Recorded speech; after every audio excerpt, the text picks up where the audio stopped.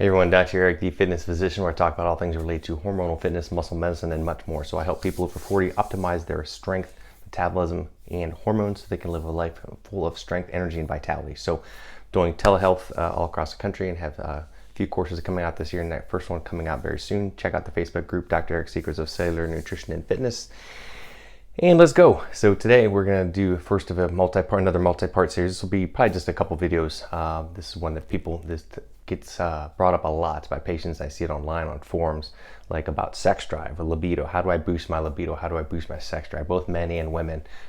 So I'm going to go through some things. Obviously, this is a huge topic. And the first part, of course, is dealing with, and I did not put this on here, but basically has to do with the psychological component. A lot of guys, and especially women too, but definitely with men, come to me for concern about sex drive or erectile dysfunction. The biggest part, a lot of it is mental, a psychological component, the thinking about things, the mental stress, mental anguish, or just worrying about stuff,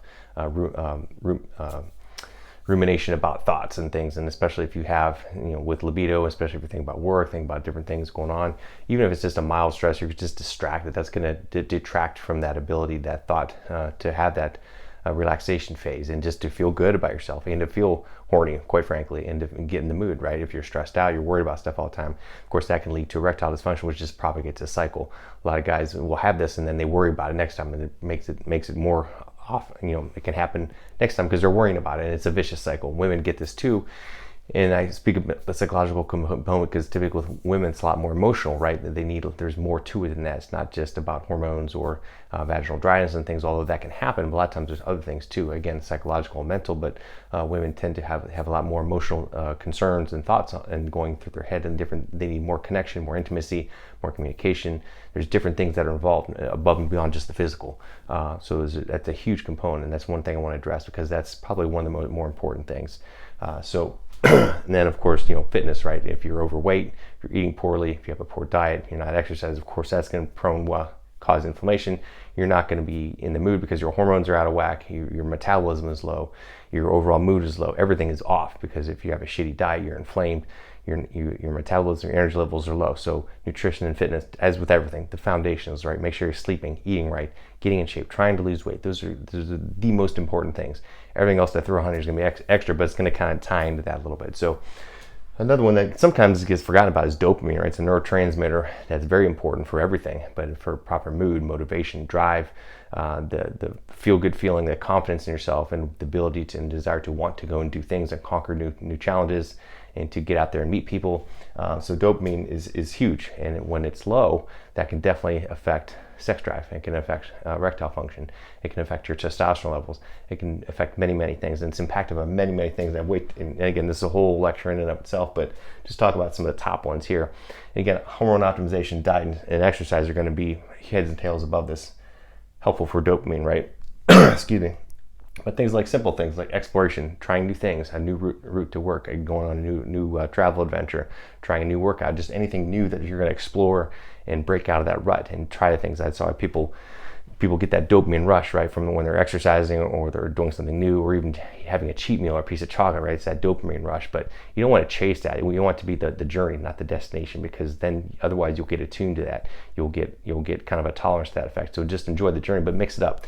If you enjoy like a little dessert every couple days or every day, because of that, skip it for a few days and then go back to it and vary it up, because your body will adapt to that, and you won't get that dopamine rush every time. You have to do more and more, kind of like people who take a pain pill, right? They get a tolerance to it, so you have to mix it up. If you do something that gives you that dopamine rush, skip it for a day or two and then do it again later.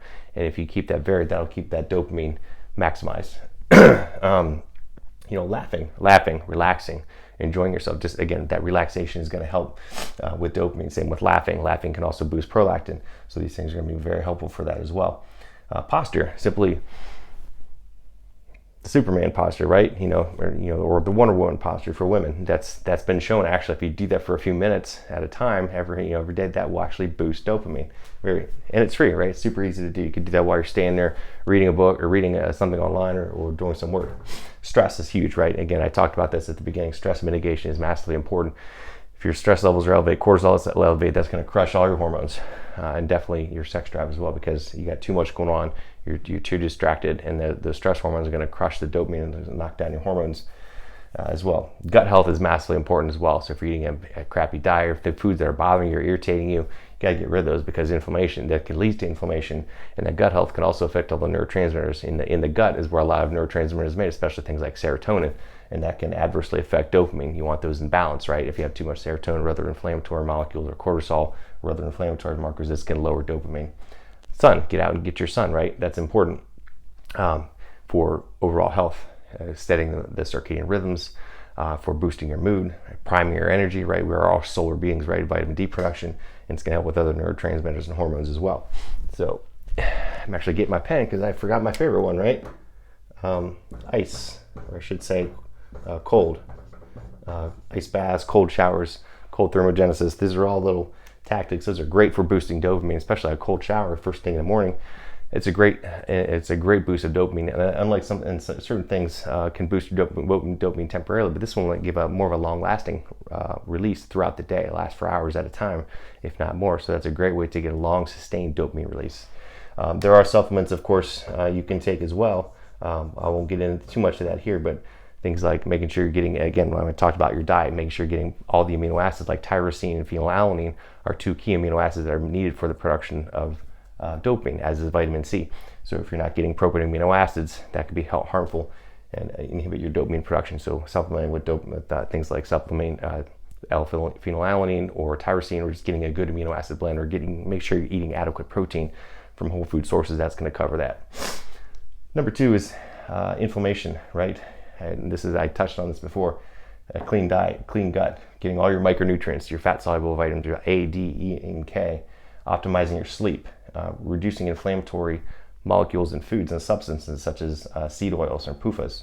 You'll find that all the bad oils, right, that I've talked about, canola or corn oil, safflower oil, things like this. You got to watch for PUFAs, polyunsaturated fatty acids. They're everywhere, so they're hard to lower, but the biggest source are the seed oils, right? But any of the bad oils, the trans fats, try to limit the nuts and the seeds and things that have a lot of PUFAs in it. Anything with extra chemicals, additives, etc. Same with iron. A lot of people were iron overload. There's iron added to our cereals. There's iron fortified everything, right? And a lot of people were getting way too much iron, and that's causing inflammation. And then you get all your minerals out of balance. A lot of people don't get enough magnesium and copper and selenium, and they're too much iron, and that gets out of balance. And I'll talk about this on a future video, but when these are out of balance, that affects your mitochondria, which is going to affect your energy production. You're making not enough energy and too much exhaust, the reactive oxygen species. That's the opposite of what we want. So you want more energy, more efficient engines pumping out less exhaust. And when this is out of balance, that can affect this. Recovery techniques, of course, are great. Again, if we're always going balls to the wall and workouts, not sleeping, stressing, you're not recovering, you're going to be inflamed. Whether you don't even have to be fully overtrained, you can still have a subtle chronic low-grade inflammation and not quote unquote be overtrained, but you can be technically overtraining. It's a continuum, right? It's not just I feel great and I'm overtraining. There's a continuum. If you're starting to get inflamed, getting sore, not feeling it, get a little down, tired, snippy, moody, you're inflamed and you need to back off and recover. So I can go into more detail on all these in the future, but we've talked about the importance of sleep, all the micronutrients, keeping your gut clean with a lowering inflammatory foods that are bothering you, getting a clean diet. Of course, other inflammation reducers, obviously things like red light therapy, sauna, massage, salt soaks, Epsom salt baths, things of this nature. The typical things that we do for inflammation, make sure you're getting plenty of polyphenols in your diet to reduce that inflammation. And of course, there's a million supplements out there for inflammation, right? Curcumin and some of the micronutrients and herbs, magnesium, etc. There's tons of these, which I'm not going to get into too much. The third one is hormones, right? This is the one that people think of first is testosterone. It's actually not the most important thing. It is important, and I'm not going to get too much today, but one thing I want to talk about on this one is DHT. As I talked about in my previous series on DHT, so if you didn't watch that series, check that out. Testosterone is converted to DHT by 5-alpha reductase. DHT is actually multiple times more potent than testosterone, and a lot of the beneficial effects of testosterone, from the anabolism, the sex drive, the muscle building, etc., comes from the DHT. So you don't want to turn this off. A lot of people are worried about DHT. I'm going to lose my hair and I got to lower your DHT. That's not good. That's not what you want. You want a good balance. As with everything, you don't want too much, but you want just enough. You're not going to lose your hair with DHT. It's more of a genetic component more than anything else. So you don't want to take these 5-alpha reductase inhibitors, the things that help with hair, finasteride and these things, and soy and genistein, and some of these other herbs and mushrooms and certain things that can block the 5-AR. You don't want that. You want that converting into DHT. So that's number one. Number 2 is optimizing your thyroid health, which I've talked about before. Again, gut health and inflammation.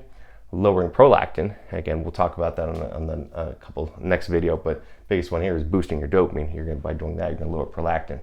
Reducing serotonin is going to help with that too. Again, improving your gut health. Things of novelty, avoiding the inflammatory substances. Again, I'll talk about that some more. And then, of course, reducing your fat, especially the visceral fat. Reducing weight, losing weight by proper diet, exercise, and hormone optimization is going to help with DHT and testosterone. And of course, strength training is going to be massively important for DHT, especially explosive lifts, high power, hypertrophy style lifting as well is going to be helpful for androgen production, especially DHT. Supplements, of course, things like creatine and boron, getting coffee, zinc, all your fat soluble vitamins. These are going to be very important for DHT production as well. So that's one that sometimes gets forgotten as well. I'm going to do several more in the next video, so I hope you enjoyed this. Like this post, tag it, let me know what else you want to hear about. Comment in the comment section below. Find me online, and like I said, reach out to me if you want to work with me one-on-one or learn more about my products. I have products and ebooks, etc. on my website, drericprimex.com, and check out the Facebook group, Dr. Eric's Secrets of Cellular Nutrition and Fitness, for the course upcoming soon. Sign up to be part of that group. I'll be launching several courses over the next few months as well.